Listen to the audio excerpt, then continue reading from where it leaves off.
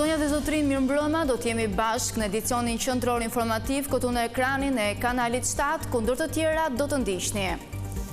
Qeveria vendos të kompensojë me 50 lekë për litër karburant kompanitë e transportit publik. Subvencioni llogaritet që nga muaji mars kur nisi rritja e naftës.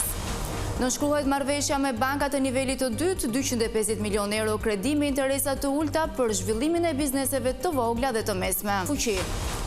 Berisha deklaron se integrimi është bllokuar për shkak të korrupsionit qeveritar. Sipas tij, vendet anëtare të Unionit nuk e tolerojnë çështjen Balluku.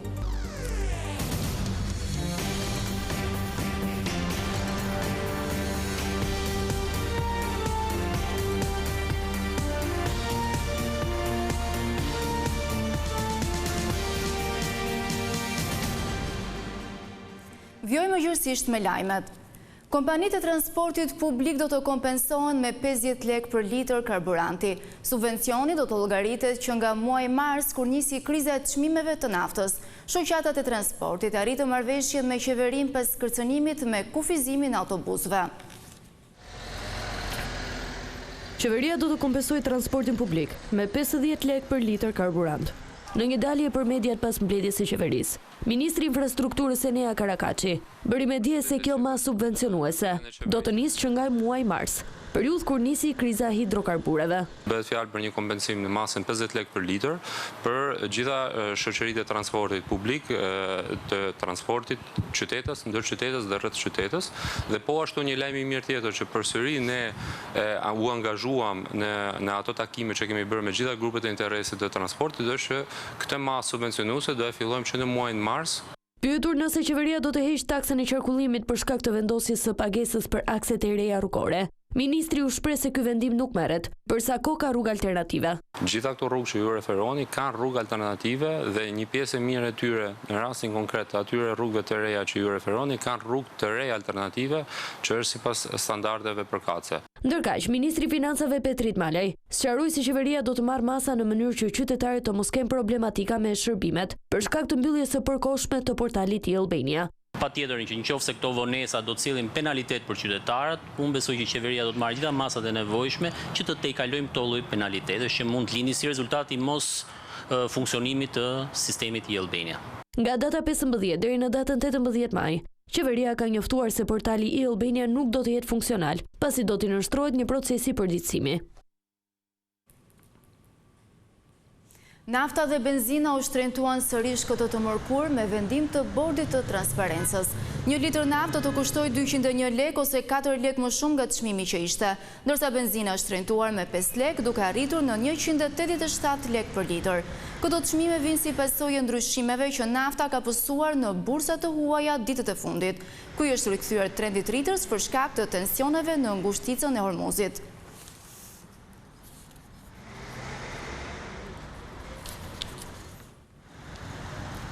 €250 milion do të jepen kredi me interesa të ulta për ndërmarrjet e vogla dhe ato të mesme. Kryeministri Rama vuri në dukje se projekti mbështet bizneset që duan të zhvillohen përmes investimeve në teknologji. Bizneset e vogla dhe të mesme do mund të marrin kredi me norma interesi 2 deri në 3 herë më të ulta si pasojë e nismës së re të qeverisë dyfisho biznesin tënd. Gjatë nënshkrimit të marrëveshjes me bankat e nivelit të dytë, kryeministri Rama u shpreh se projekti do të nxjisë më shumë performancën e sipërmarrjeve.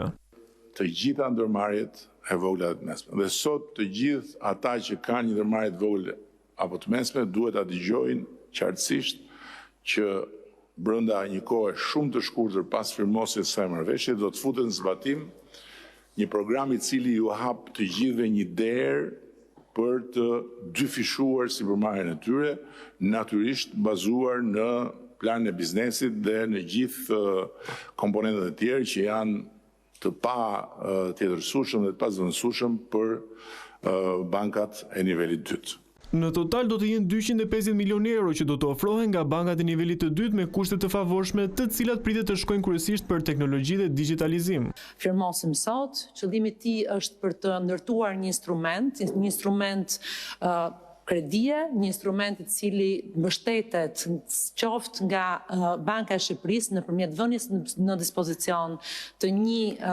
likuiditeti prej 250 milion euro nëpërmjet sektorit bankar për bizneset shqiptare, për që ata të marrin një kredi me një normë të ulët interesi, nxit investimet e ndryshme në digitalizim, investime në automatizim, investime në linja prodhimi. Paralelisht me këtë nisëm, qeveria ka vendosur edhe një fond prej 30 milionë eurosh si garanci sovrane.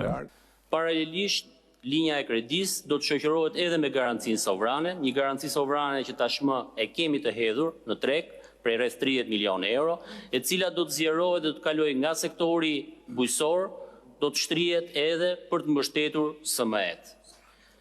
Garancia sovrane do të rritet, pra nga vlera 30 milionë që kemi aktualisht do të rritet gradualisht, bazuar në kërkesat që do të na vinë nga ndërmarrjet e vogla dhe të mesme, por natyrisht duke mbajtur parasysh edhe mundësitë që ka buxheti i shtetit. Bizneset e vogla dhe të mesme zën 99% të totalit në të gjithë vendin, duke qenë sektori që prodhon më shumë për ekonominë e vendit dhe punson pjesën më të madhe të fuqisë punëtore.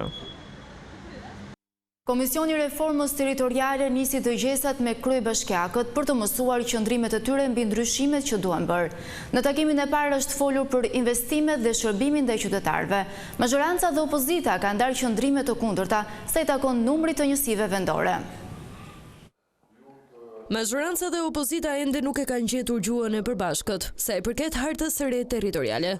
Gjatë dëgjesave me kryebashkiakët e qarqeve të Elbasanit, Durrësit dhe Kukësit, dy kryebashkiakët Luciano Boçi dhe Arbian Mazniku kanë ndarë qëndrime të ndryshme, nëse do të ketë shtim apo reduktim të numrit të bashkive. Opozita e ka shprehur qartësisht pozicionin e vet që thotë ne mendojmë që duhen më shumë bashki. Majoranca ka thënë që ne mendojmë që konsolidimi ka funksionuar dhe duhet funksionojë. Kërkesa jonë nuk është kërkesë që kërkon të godas konsolidimin, sepse ne po themi të shtojmë në mënyrë optimale numrin e bashkive. Nuk ka një kërkesë të kthimit tek 373-shi.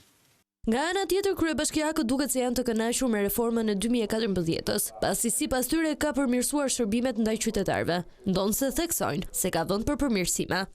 Qytetet të mëdha, të paktën siç janë Durrësi, Tirana, Vlora, që kanë dhe një dinamik të rëndësishme me zhvillimin ekonomik për arsye turizmit, të kenë mundësi të marrin të ardhurat direkt nga taksat e ndara.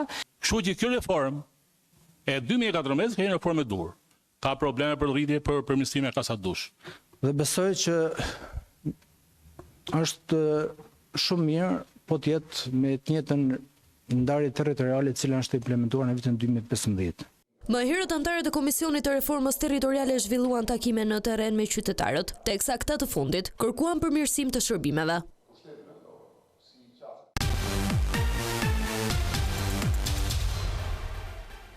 Kryetari i Partisë Demokratike Sali Berisha përsëriti akuzat se integrimi është bllokuar dhe për këtë sipas tij përgjegjësia bie mbi Edi Ramën.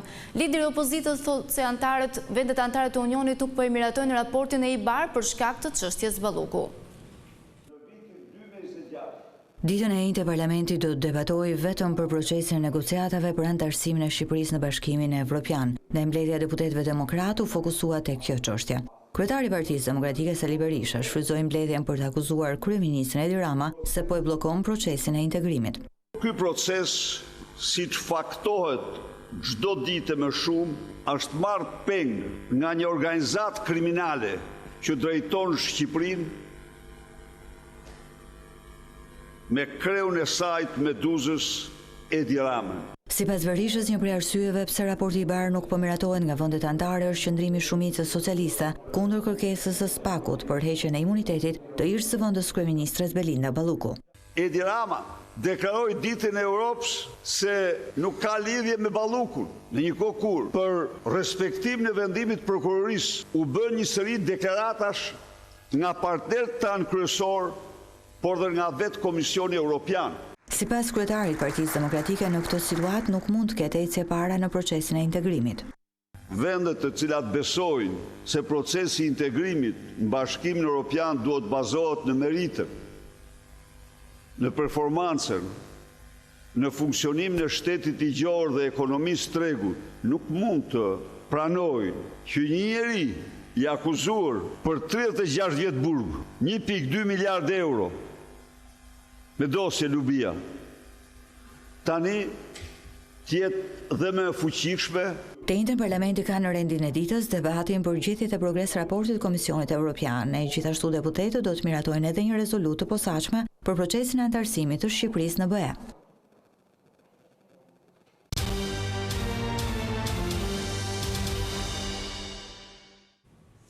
Inspektoriati i Mbrojtjes së Territorit dhe policia kanë konfiskuar për interes publik një pallat 12 katësh. Leja e ndërtimit ishte shkelur pasi në kontratë ajo parashikonte vetëm 9 kate, ndërkohë që në realitet ishin ngritur edhe 3 kate shtesë ose më shumë se 10% e totalit të sipërfaqes. Kjo ka bërë që sipas ligjit i gjithë objekti të konfiskohet nga shteti. Pallati ndodhet në njësinë administrative nr. 4 në Tiranë dhe nuk ka përfunduar akoma plotësisht për shkak të problemeve financiare të ndërtuesve.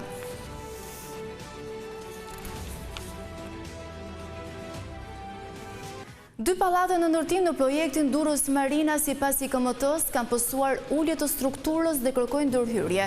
Inspektoriati i Mjedisit shprehet se njëra godinë 9 katësh është fundosur 28 cm, ndërsa objekti tjetër 11 katësh 18 cm.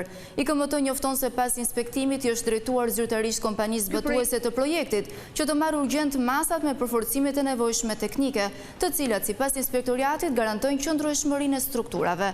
Marrëveshja 35 vjeçare për ndërtimin e projektit të madh në portin e Durrësit u firmos nga qeveria shqiptare dhe kompania nga Emiratet e Bashkuara Arabe e Mohamed El Albar në vitin 2022. Projekti ka vlerën prej 2 miliard dollarësh.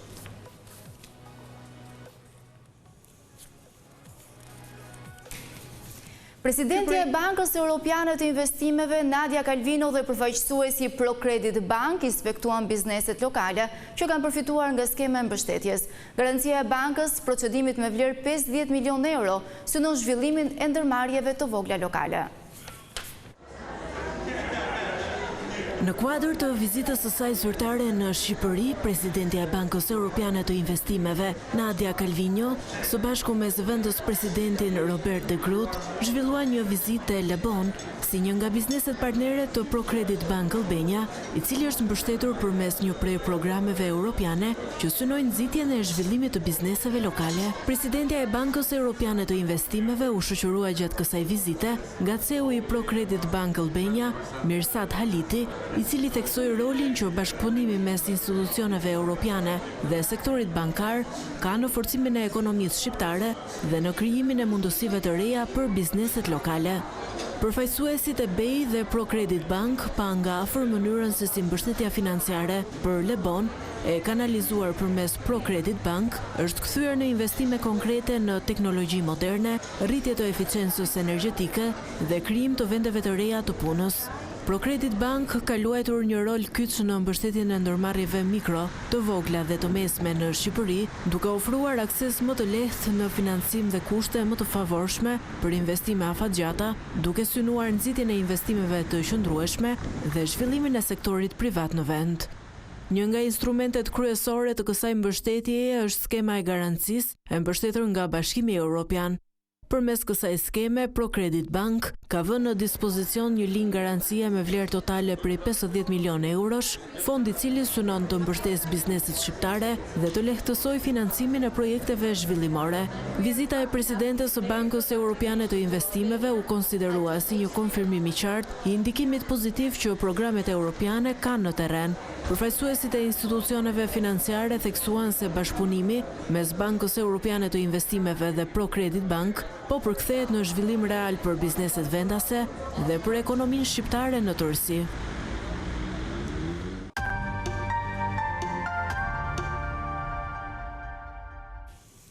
Vajzat e përzgjedhura për Miss Shqipëria 2026 kanë nisur rrugtimin e tyre për të fituar kurorën e më të bukurës.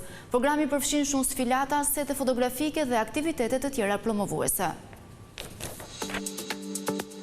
Një tjetër edicion plot elegancë, ëndra dhe konkurrencë ka nisur zyrtarisht rrugëtimin e tij. Miss Shqipëria 2026 ka mbledhur këtë vit qindra aplikime nga vajzat brenda dhe jashtë trojeve shqiptare, duke konfirmuar edhe një herë interesin e madh për një nga kompeticionet më prestigjioze të bukurisë në vend. Nga rreth 400 konkurrente të regjistruara, vetëm 25 vajza arritën të përziten për të vijuar garën drejt kurorës së Miss Shqipëria. Të martën, organizatorët zhvilluan një takim me finalistet, një moment prezantues që shënoi edhe nisjen simbolike të këtij edicioni. Në atmosferën e entuziazmit, vajzat u njohën më nga afër me programin intensiv që i pret gjatë turit zyrtar, i cili do të nisë më datë 22 maj dhe do të kulmojë me finalen e madhe me 6 qershor. Ky rrugtimi është shumë i rëndësishëm për mua edhe për atë që dua, ëndrat e mia, atë që dua të bëjmë, domethënë, në jetë. Sepse besoj që për vajzat që jetojnë jashtë shtetit, të rikthehen në Shqipëri, shumë gjë e bukur. Jam lindur në Itali dhe jetoj atje, kështu që është eksperjenca ime e parë që paraqitem edhe të reprezentoj shtetin tim, Shqipërinë. Edhe është një eksperiencë që dua ta mbaj, që të rritem si një person, edhe që të shfaqem në publikun shqiptare. Ndjehem shumë e lumtur dhe mendoj që kam një eksperiencë shumë e bukur, mendoj që kam ndihmuar shumë në formimin tim. Producenti Petri Bozo u shpreh se edhe këtë edicion të 28 fokusi mbetet tek promovimi i kulturës shqiptare, por mbi të gjitha i vajzave pjesëmarrëse me elegancën dhe vlerat që ato përfaqësojnë. Turi do jetë interesant, si zakonisht i shërben në mënyrë absolute objektivit final që ka pasur jetë e motë me Shqipëria që kur është krijuar. Pra kemi programuar tashmë gjithë turin nga pjesa e Shqipërisë mesme në jug dhe deri në jashtë territorit të Shqipërisë në Greqi. Për disa javë, konkurrentët do të jenë pjesë e aktiviteteve, sfilatave, seteve fotografike, vizitave promovuese, si dhe sfidave që do t'i vënë në provë jo vetëm bukurinë, por edhe personalitetin, komunikimin dhe përfaqësimin e tyre publik. Ky është edicioni qendror i lajmeve për sot. Unë ju falenderoj për vëmendjen. Bashkë mirupafshim.